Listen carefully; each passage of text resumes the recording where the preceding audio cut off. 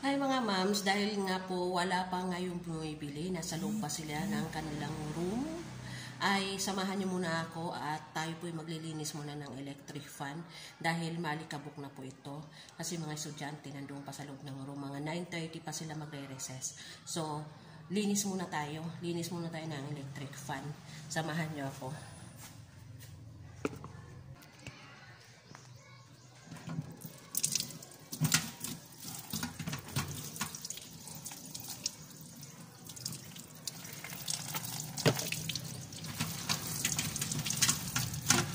Kasi may alikabok na po, siguro mga 3 weeks na itong hindi nahugasan. Dahil sa alikabok ngayon, so yun na. Hindi pa naman gaano rin mga ma'am. Kaso lang kailangan ko na rin para malakas ko yung ibubuga ng hangin.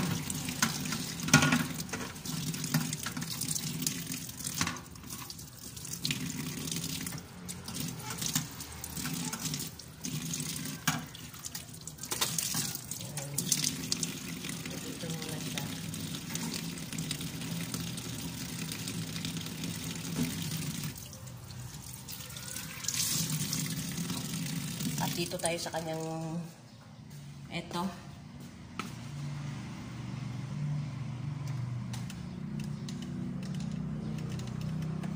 Punasan na lang natin to. Kasi hindi pa naman siya ganong madumi talaga, moms.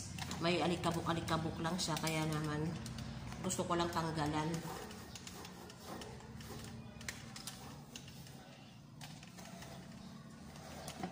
Kailangan po kasi natin talagang malakas na electric fan sa ngayon dahil sa sobrang init po mga ma'am, di ba?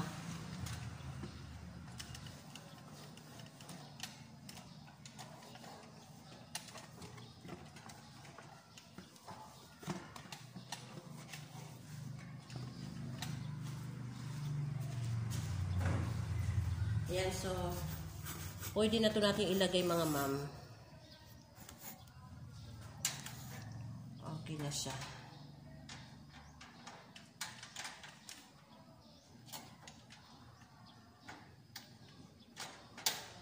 Yung iba mga ma'am, di sila marunong maglinis ng electric fan, magkabit, mag-alis.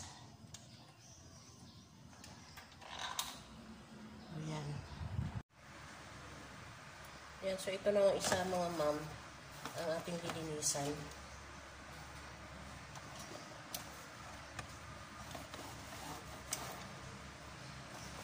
Mga alikabok-alikabok lang din siya.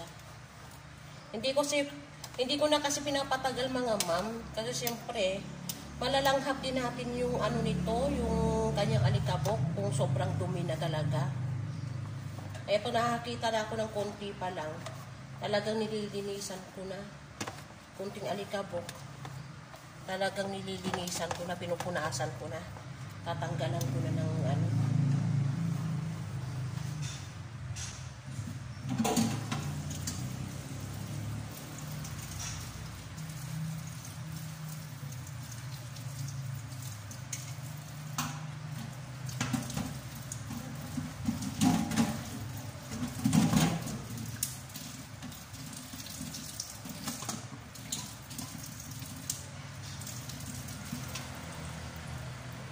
Yan.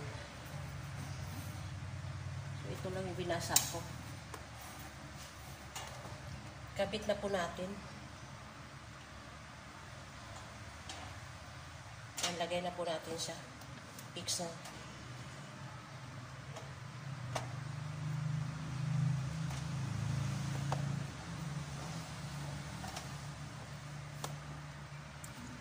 Ayan, so, ganyan mga ma'am, huwag na natin patagalin yung ating mga electric fan na sobrang dumi kasi nalalanghap rin natin yung mga alikabok nun.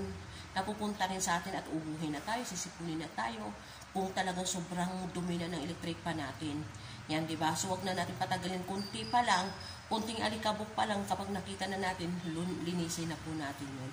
Yan, so, thank you mga ma'am. Thank you and God bless.